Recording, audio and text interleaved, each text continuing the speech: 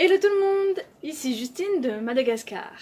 Suite à vos nombreuses demandes sur les réseaux sociaux pour que je fasse une petite vidéo sur le cours au sol, eh bien le voici.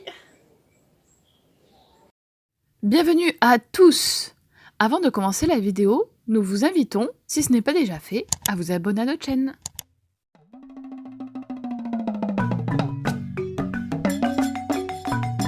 Nous vous invitons à nous suivre dans nos découvertes insolites de cette passionnante et fascinante île qu'est Madagascar. Bienvenue à tous dans cette nouvelle vidéo à propos de la découverte, une découverte que nous allons faire ensemble à propos du cours au sol. Si je n'ai pas fait la vidéo avant, c'est tout simplement parce que ce n'était pas la saison. Et donc du coup là ça commence, il commence à en avoir beaucoup sur les marchés, donc j'ai pu en trouver certains. Alors vous devez sûrement vous demander qu'est-ce que c'est que celui-là? Et bien en fait tout simplement c'était pour vous montrer que voilà, celui-là je viens tout juste de l'acheter là, je reviens du marché. Et celui-ci je l'ai acheté avant-hier. Il est encore très bon, hein, il est encore tout neuf, mais c'est juste pour vous montrer qu'à partir du moment où vous cueillez le corosol, il se conserve pas énormément. Voilà, c'est conseillé de le manger dans les 48 heures parce que très vite il devient noir, il noircit. Il est toujours bon, hein, mais il est plus très présentable, on va dire. Donc voilà, c'était juste pour vous montrer. C'est peut-être pour ça également qu'il n'y en a pas trop en vente en France par exemple, parce qu'il est très difficile à conserver, le temps de le faire voyager, des fois c'est largement trop tard. Donc j'imagine que si vous étiez nombreux à me demander de faire une vidéo sur le cours au sol, c'est que vous attendiez que j'aborde forcément les vertus de ce fruit. Alors ce qui m'a le plus marqué dans mes recherches, dans les thèses que j'ai trouvées, les études scientifiques, c'est que la feuille a des vertus un petit peu opposées au fruit. C'est-à-dire que la feuille est calmante, apaisante, déstressante, tandis que le fruit est stimulant.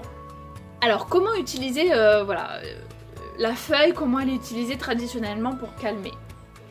Eh bien, j'ai trouvé deux grandes façons traditionnellement qui sont faites. Hein. Tout d'abord, j'ai remarqué que dans plusieurs pays ou dans plusieurs îles, ils utilisaient les feuilles, ils les mettent dans les thés d'oreiller et en fait ça assure un calme, une bonne nuit de sommeil, un bon repos, bien apaisant. Ensuite, il y a aussi les mamans qui font les feuilles en tisane. Elles font bouillir une grande quantité d'eau avec des feuilles de corosol dedans et elles vont faire prendre un bain à l'enfant ou au bébé dans cette tisane de corosol. Et effectivement, c'est vraiment apaisant, c'est vraiment calmant pour l'enfant et le bébé. À noter que la tisane, j'ai remarqué qu'elle est souvent à proscrire. Elle n'est pas forcément conseillée parce qu'il y a déjà des études qui ont montré, qui ont révélé sur un panel de personnes qui ont fait de la surconsommation, bon c'est vrai qu'on est dans la surconsommation de tisanes de corosol qui ont été atteintes neurologiquement et qui ont développé malheureusement la maladie de Parkinson. Donc pour l'instant, rien n'a été prouvé, mais c'est juste qu'ils ont fait cette relation sur toutes ces personnes touchées par la maladie de Parkinson. Et le point commun de toutes celles-ci, c'est qu'elles ont fait une surconsommation de la tisane de corosol. Autre vertu toujours de la feuille de corosol, c'est qu'elle est anti-moustique. Donc si vous vous frottez sur votre corps des feuilles de corosol, eh bien, vous avez le bonheur d'éloigner les moustiques de vous. Ensuite, ce qui est fait également d'un point de vue traditionnel, c'est de laisser macérer dans de l'eau tiède les feuilles de corosol. Et lorsque vous avez une brûlure ou un coup de soleil, eh ben c'est de vous faire des cataplasmes avec les feuilles de corosol. Et c'est toujours dans les vertus apaisantes, calmantes. Et bien ça fait également pour les brûlures de la peau, ça peut être les coups de soleil par exemple. Autre chose, c'est que depuis un an ou deux, voilà, on entend beaucoup de polémiques autour du cours au sol, qu'il guérirait le cancer. Donc bon, je veux pas rentrer dans cette polémique, c'est pas le but là. Ce que j'ai voulu moi rechercher, c'est ce qui a été trouvé scientifiquement. Et je suis tombée sur une thèse très intéressante. Je vous mettrai le lien dans la description, n'hésitez pas à aller voir, que quelques études ont déjà démontré qu'il y aurait une possibilité que selon les molécules qui se trouvent dans le corosol, et c'est super intéressant, que le corosol ferait aurait des effets d'anticroissance sélectifs sur des cellules cancéreuses et non cancéreuses. C'est-à-dire que le corosol aurait cette vertu-là d'arriver à sélectionner les cellules saines et leur permettrait de se développer et de reconnaître les cellules cancéreuses et de faire en sorte qu'elles ne grandissent pas, qu'il n'y ait pas de croissance de celles-ci. Une autre propriété du corosol, et qui n'est pas des moindres, pour surtout ceux qui font de la tension, l'hypertension, c'est que le corosol a la vertu d'être hypotenseur, c'est-à-dire qu'il réduit la tension artérielle. Donc c'est vrai que ceux qui ont déjà une tension basse, attention quand vous consommez du corosol, celui-ci peut encore faire descendre encore plus bas votre tension.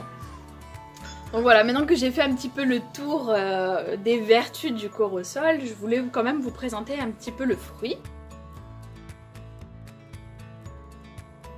Ce fruit a la particularité de pousser directement sur le tronc, ou sur des branches, et il faut savoir qu'il peut peser des fois jusqu'à 4 kg. Donc c'est quand même assez lourd, hein. Sa peau est recouverte de plein de petites épines recourbées, souples. Donc sa peau, comme je vous l'ai montré, hein, elle est verte et au bout de quelques heures, elle passe au noir au fur et à mesure une fois cueillie. Bon, maintenant que je vous ai décrit l'extérieur, l'idéal c'est de voir à l'intérieur à quoi ça ressemble, quelle est sa texture, quelle est sa couleur, hein. Allez, on l'ouvre ensemble.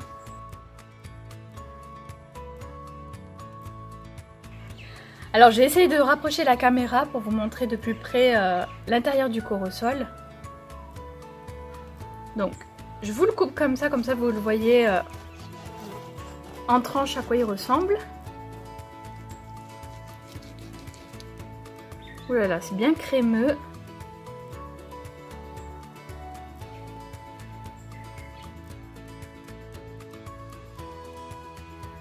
Donc il y a des gros pépins.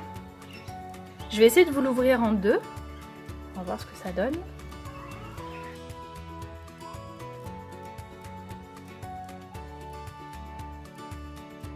Voilà.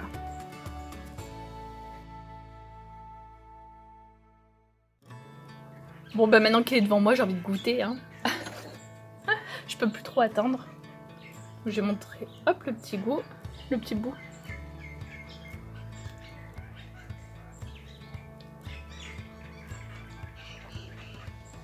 Apparemment, il y a beaucoup de pépins normalement dans les corosols. Il y en a juste quand même 200, je crois. Je vous montre un petit peu. C'est vraiment crémeux, juteux.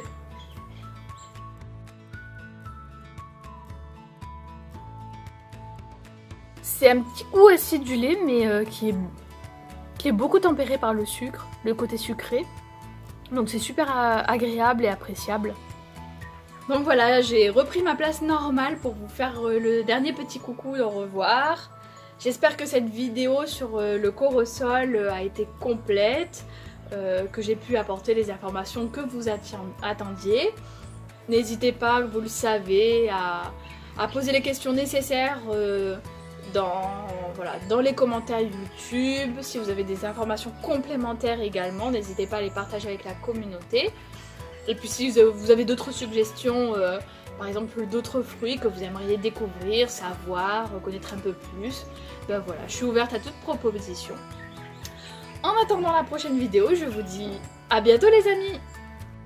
N'oubliez pas d'activer la cloche pour être averti chaque vendredi après-midi de la sortie d'une nouvelle vidéo.